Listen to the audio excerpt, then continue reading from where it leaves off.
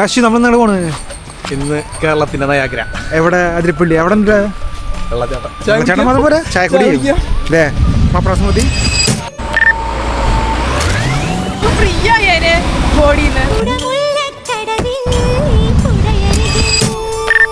നീ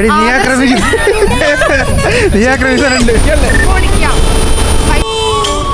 അവനൊഴുകുന്ന പുഴയിൽ പതിവരുവോളം ഇനി നീയും പോരുന്നു.